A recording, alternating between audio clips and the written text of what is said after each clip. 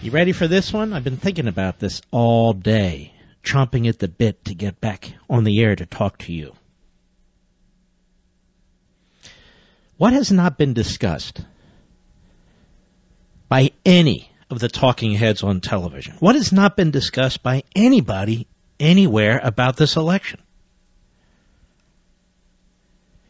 The government shutdown last year. Mark, what's that have to do with anything? Has to do with everything. Remember the government shutdown last year for 16 days, October 1 through October 16?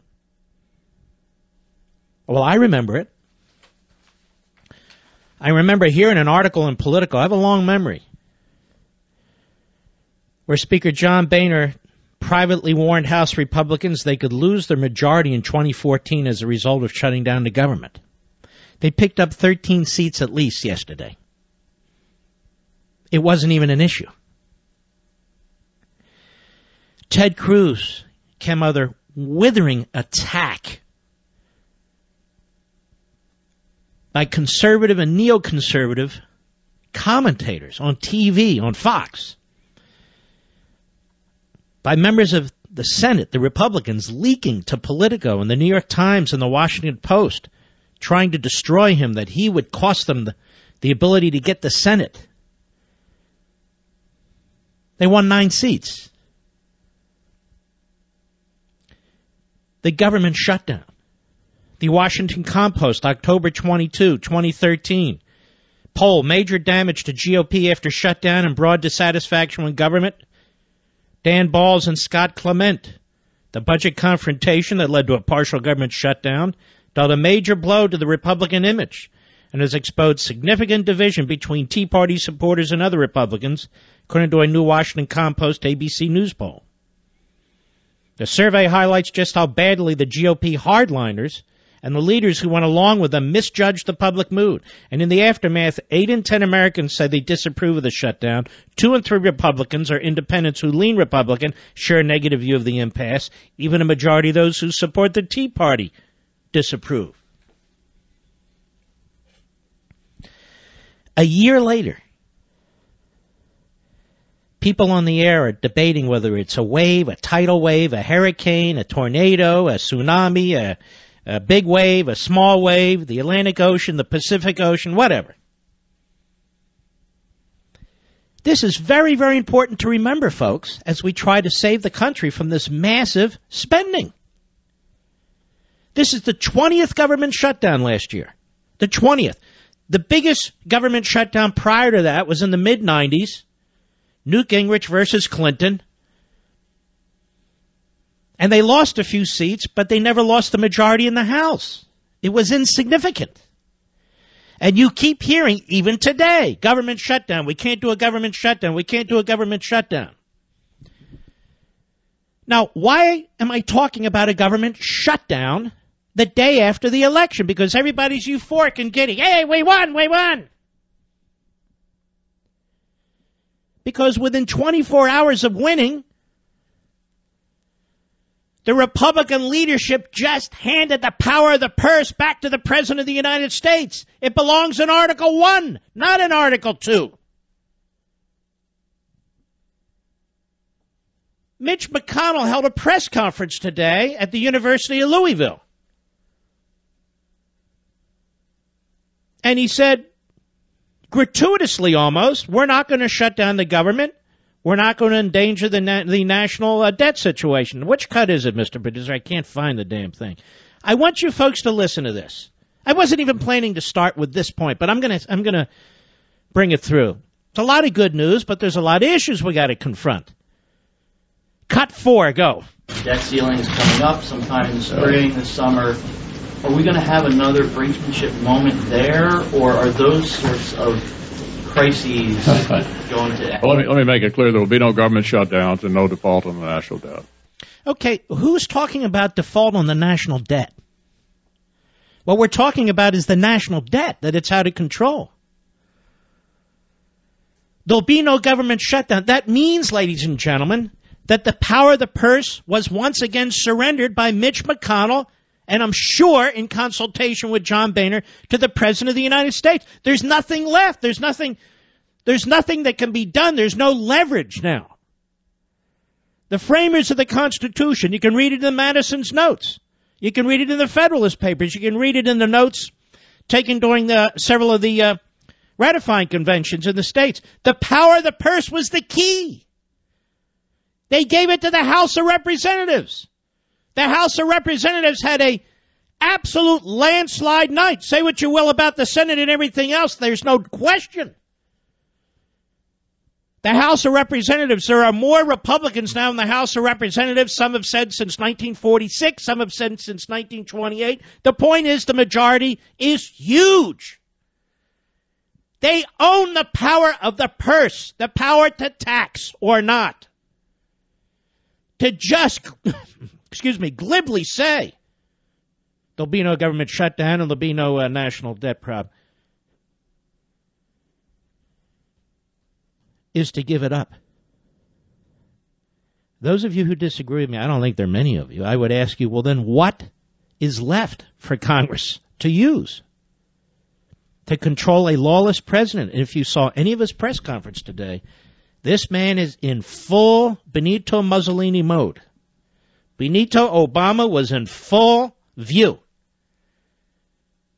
Reince Priebus, in an interview with the Breitbart.com folks last week, he said if Obama moves on his own to legalize illegal aliens, they're not going to stand for it. They just surrendered the power of the purse to Barack Obama. What do they mean they're not going to stand for it? In addition to this, I told you the other day, they are working behind the scenes on a budget with the administration. Then they're going to bring it out, this big, fat, massive budget. They're going to say this demonstrates bipartisanship and that they can govern. But you're screwed. I'm not going to back off, folks. This is where we have to get smart and mature and really zone in. I'm not going to do all the happy talk on Fox or talk radio or the rest of it. We're going to be smart here. Republican, Democrat, or in between. So number one lesson, the government shutdown, such as it was, 17% of the government shut down, approximately a year from this election, had zero effect on the outcome of the election. Zero. None.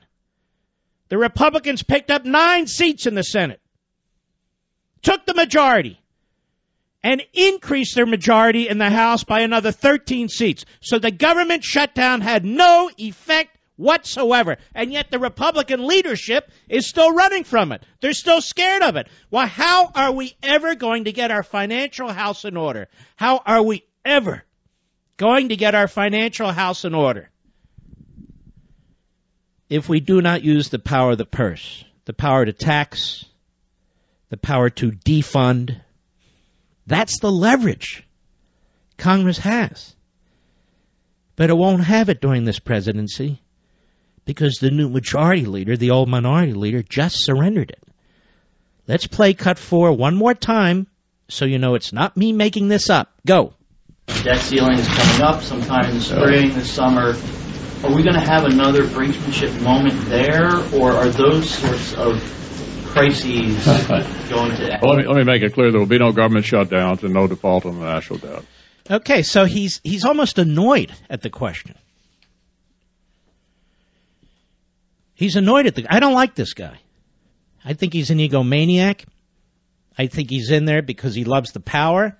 He said things to get elected that he has no intention of following up on, like repealing Obamacare, and immediately he's talking about, well, we have a, Democrat president, we can't do that.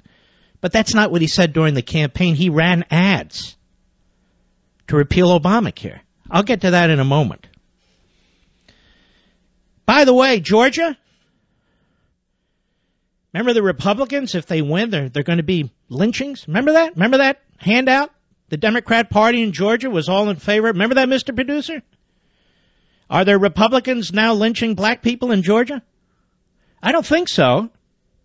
North Carolina, the community there was told you may need flap jackets, bulletproof vests. Well, do you? Because the Republican won the Senate seat there? No, you don't. And the Department of Justice sent out holders monitors as little goose steppers. They were going to look for voter intimidation based on race. Was there voter intimidation based on race? Where was it? No, there wasn't any. I don't forget these things. The lies, the hype, the gutter in which the liberal Democrats crawl before every single damn election. I don't forget it.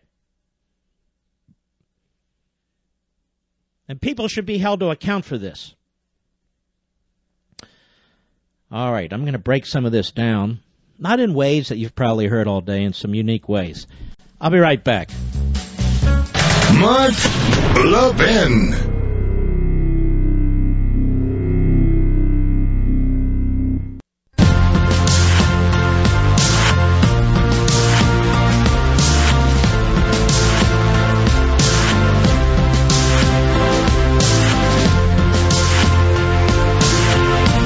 Folks, remember the unrelenting beating Ted Cruz was taking from McConnell and other Republicans in the Senate?